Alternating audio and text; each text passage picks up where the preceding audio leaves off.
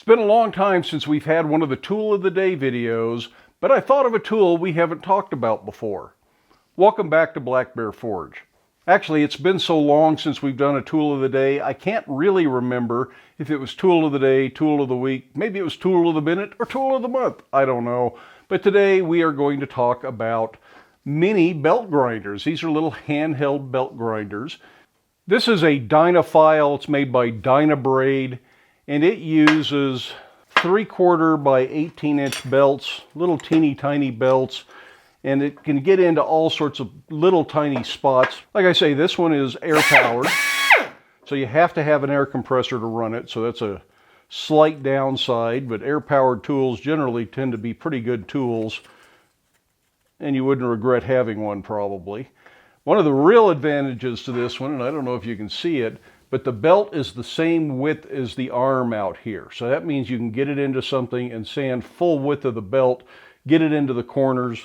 Really handy. You saw me using this on this big bolster the other day. Perhaps the ideal tool for that. And you can buy belts in just about any grit you want. Not a cheap tool. I don't remember what I paid for this. It was probably over 20 years ago, so I'm sure the price has gone up anyways.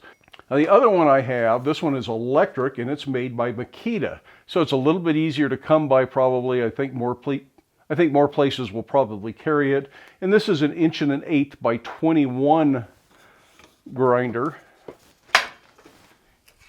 And again, it's spring loaded just like the other one was.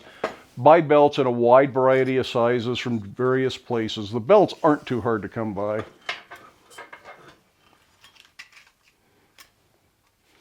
This one is also variable speed.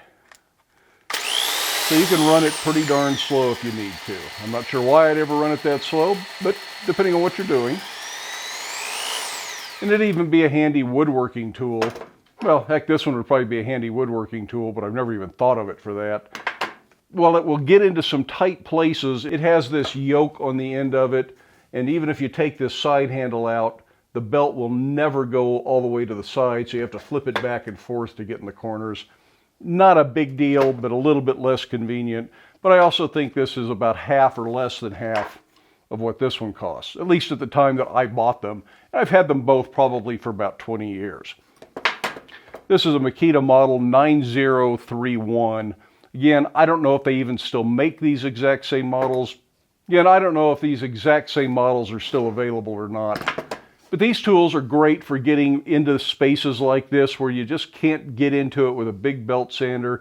Kind of inconvenient to file it because the file keeps hitting the far side when you're trying to put an angle on something like this. So really good for things like that. I don't remember what project I was doing when I bought these, and probably bought them at different times for different projects. But I do remember something in the back of my head at the time saying maybe that wasn't the best buy at all. As I recall, it didn't work as aggressively as I was hoping it was going to work. Didn't really get into the space as tight. I may have ended up using a die grinder or file at the time. So it wasn't the best purchase at that time. Now over the years, I've gotten my money's worth out of this. I don't use it very often, maybe even once a year. But when it's the right tool for the job, it's the right tool for the job, and it does save me time, makes me more efficient in the shop. So I'm glad to have them. I just don't know if one of them gave up, if I'd be in a hurry to go out and replace it.